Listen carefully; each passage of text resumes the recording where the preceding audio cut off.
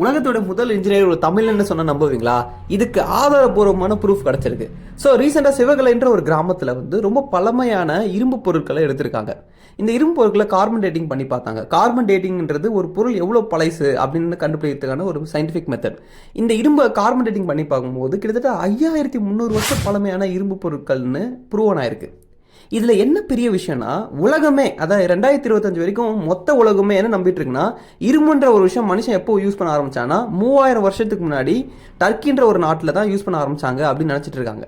But இப்போ நம்ம சிவகலையில் கண்டுபிடிச்ச இரும்பு பொருட்கள் 5300 வருஷம் பழசு. ஆனால் அது மட்டும் இல்லாமல் அந்த இரும்பு ரொம்ப சுப்பீரியராக இன்னைக்கு இருக்கிற மாடர்ன் இரும்பு அளவுக்கான டென்சைல் ஸ்ட்ரென்த்லாம் இருக்குது அப்படின்னு சொல்லியிருக்காங்க. ஸோ அப்படி பார்த்தீங்கன்னா 5300 வருஷத்துக்கு முன்னாடியே இரும்பை ப்ராசஸ் பண்ணக்கூடிய இன்ஜினியரிங் டெக்னாலஜியை நம்ம தமிழர்கள் வச்சுருந்தாங்கன்னு அர்த்தம். அப்படி பார்த்தா உலகத்துடைய முதல் இன்ஜினியர் இதை வச்சு நம்ம தமிழன்னு ஆதாரப்பூர்வமாக சொல்லலாம். பட் ஒரு இரும்பு பொருளை செஞ்சால் இன்ஜினியர் ஆகிட முடியுமா நீங்கள் கேட்கலாம். ஒரு இரும்பை எக்ஸ்ட்ராக்ட் பண்ணி செய்கிறதுக்கான ப்ராசஸ் நான் எக்ஸ்பிளைன் பண்ணுறேன். அது முடியும் போது நீங்களே டிசைட் பண்ணிக்கோங்க. இரும்பு பொதுவாக நார்மலாக இயற்கையான ஃபார்மில் ஒரு அயன் ஓராக தான் இருக்கும். அதாவது ஒரு பார்க்க கல் மாதிரி தான் இருக்கும், நார்மல் கல் மாதிரி தான் இருக்கும். அந்த இரும்பு கூட ஆக்சிஜன் நிறைய கலந்துருக்கும் இயற்கையாக. முதல்ல இந்த இரும்புலேருந்து ஆக்சிஜனை தனியாக பிரித்து எடுத்தால் தான் நம்மளுக்கு ஒரு பியூரான இரும்பு கிடைக்கும். ஓகேங்களா? ஸோ இந்த அயன் ஓரில் இருக்க எக்ஸ்ட்ரா ஆக்சிஜனை எடுக்கிறதுக்கான ப்ராசஸ் ரொம்ப கஷ்டம். அதுக்கு கோக் அப்படின்ற ஒரு மெட்டீரியலை நம்ம செஞ்சு அந்த இரும்பு கூட கலந்தால் மட்டும்தான் அந்த ஆக்சிஜன் தனியாக பிரிஞ்சு வரும். ஃபர்ஸ்ட் ஆஃப் ஆல் அப்படி பார்த்தீங்கன்னா நம்மக்கிட்ட இந்த கோக்குன்ற மெட்டீரியல் ஆல்ரெடி இருந்திருக்குன்னு அர்த்தம். ஸோ தமிழர்கள் இந்த கோக்குன்ற ஆக்சிஜன் தனியாக பிரிக்கக்கூடிய ஒரு மெட்டீரியலை வச்சு இரும்பை எக்ஸ்ட்ராக்ட் பண்ணி எடுத்திருக்காங்க.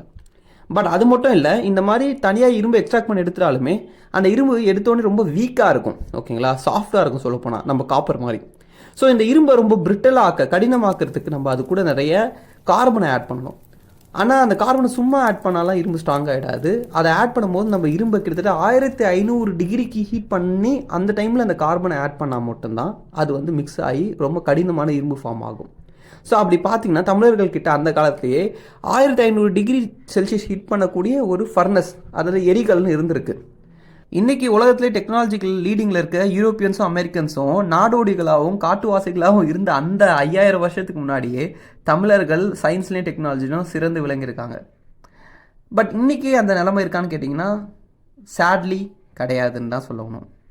ஸோ நம்ம அதை மீட் எடுக்கணும். அண்ட் இது போல் ரொம்ப இன்ட்ரெஸ்டிங்கான வீடியோஸ்லாம் பார்க்குறதுக்கு நம்ம ENS சேனலை மறக்காமல் ஃபாலோ பண்ணுங்கள். தேங்க்யூ.